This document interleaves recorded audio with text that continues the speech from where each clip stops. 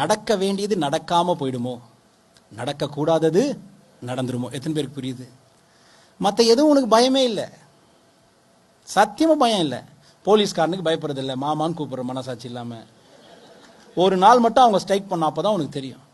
அப்போ என் ஸ்டூடெண்ட்ஸ் புரிஞ்சுக்கணும், கண்ட கோயிலில் போய் காவல் தெய்வன்றேன், அந்த தெய்வத்துக்கே இந்த தெய்வம் தான் காவல் இருந்து திருண்டு போனதை கூட்டின்னு வருது. அப்போ இதுங்க தானே காவல் தெய்வம். புரிஞ்சுக்கா? அதை கண்ணெதிர்க்கே பார்ப்பேன். திருடின்னு போன சிலையே வரும்போது நான் அதுக்கே பூஜை பண்ணுவேன். ஆனால் போலீஸ் முக்கியம்னு உணர மாட்டேன். மற்ற ஊருக்கு போயிட்டு வந்தால் தான் தெரியும். சிரிச்சினே உள்ளே கூட்டின்னு போய் எவ்வளோ ராட் அடிக்கிறாங்கன்னு. இவனுக்கு வெளியே தான் டஃப்பாக இருக்காங்க, தவிர குழந்த மாதிரி இருக்காங்க நம்ம ஊரில். இது அன்வான்ட் இன்ஃபர்மேஷனாக இருக்கலாம். எப்போவுமே நான் எல்லா ஸ்டூடெண்ட்டுக்கும் சொல்கிற விஷயம், நீ மனுஷனை மதிக்க எவ்வளோனா டைம் எடுத்துக்கோ. ஆனால் போலீஸ்காரனை மதிக்கிறது இமீடியட் ஹேபிட் வந்துடும். அது என்னோட ரிக்வஸ்ட். முடிஞ்சால் பண்ணுங்க, முடியலனாலும் ட்ரை பண்ணுங்க எனக்காக. ஏன்னா நீரும் கிடையாது, நிழலும் கிடையாது, சன்ஸ்கிரீன் போடாமல் தண்ணி தாகம் எடுத்துன்னு கண்டவனுக்காக நின்றுன்னு அதெல்லாம் பார்த்தா தான் உனக்கு தெரியும். போலீஸ்கார் குடும்பமாக இருந்தால் தான் உனக்கு அதோட கஷ்டம் தெரியும். நீ நிம்மதியாக உன் வீட்டில் வாழ்கிறதுக்கு காரணமே கடவுள்லாம் கிடையாது, போலீஸ்காரன் இருக்கான்ற தைரியம் தான். அவங்களையும் கெட்டவன் இருக்கலாம், ஏன்னா அவங்களும் மனுஷன் தானே. ஆனால் போலீஸ்காரனா இருந்தாலே அவன் நல்லவன் தான், அந்த புத்தி வந்துடணும். எந்த ஊருக்கும் போக முடியாது, எதையும் பண்ண முடியாது, இவ்வளோ இன்ஃபர்மேஷன் கவர்மெண்ட் கொடுக்க மாட்டேது. எவனையும் ஹீரோவாக பார்க்குறேன், அவனெல்லாம் ஹீரோவாக மதிக்கும் போது உண்மையிலேயே உன் உயிரை காக்கிறவன் யாரு? ஏதோ ஒரு போலீஸ்காரன் தான். அதனால யாரும் தெரிஞ்ச போலீஸ்காரனாக அவசியம் கிடையாது. கண்டிப்பாக எல்லாரும் ஒரே ரூட்டில் தானே ஆஃபீஸ் போவீங்க. ஒரு நாள் ஒரு ரூட்டில் போறீங்களா? அப்படி போனால் நீங்கள் போகிற இடம் வேற மாதிரி அர்த்தம்.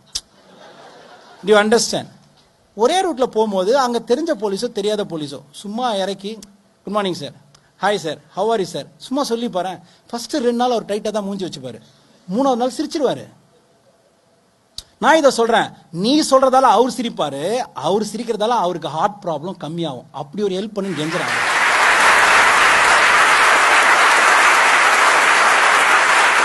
புன்னகை ஒன்றே போதுமே படைத்தவன் உன்னை காணவே. இதை மற்ற ஊரில் கரெக்டாக பண்ணுறாங்க. அப்படியே குருஜி செக்யூரிட்டி பார்த்தா நாங்கள் சிரிக்கணுமா, அவங்களுக்கு அந்த டென்ஷன் குறையுமா? கண்டிப்பாக குறையுமா. மற்ற எல்லாருக்கும் அடுத்து என்ன ஆகும்னு தெரியும், போலீஸ்காரங்களை மட்டும் அடுத்து என்ன ஆகுனே தெரியாது. நான் நாளைக்கு திருட போகிறேன் சொல்லிட்டா திருடுவான்.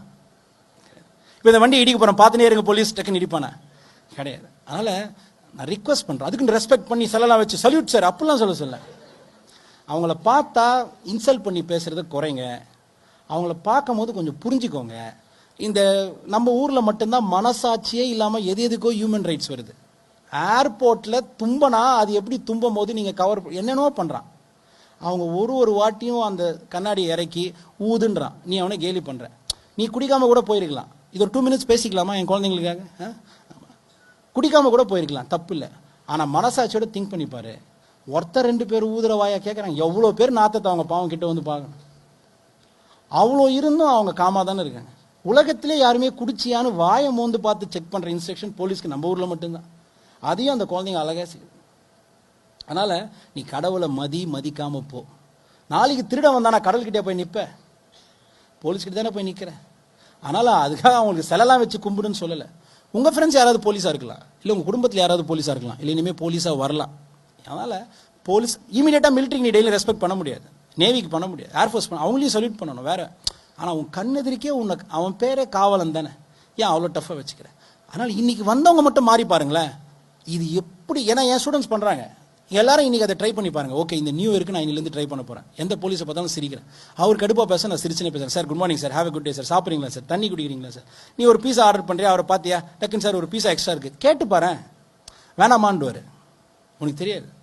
I am not jogging on it. அதனால் எது எப்படியோமா, நம்மளை காக்கிறவன் கடவுள்னா நம்மளுக்கு காவலாக இருக்கவன் கடவுள் நம்புறியோ இல்லையோ, ஆனால் அவன் கடமையாகவே அதை செஞ்சால் கூட ரொம்ப கஷ்டப்பட்டு அநியாயத்துக்கு உடம்பையும் வருத்தின்னு கம்மி சம்பளத்தில் டூ மச்சாக மதிப்பே இல்லாதவனுக்கெல்லாம் மரியாதையாக நிற்க வேண்டிய ஒரே பொழப்பும் அவங்களுக்கு தான்.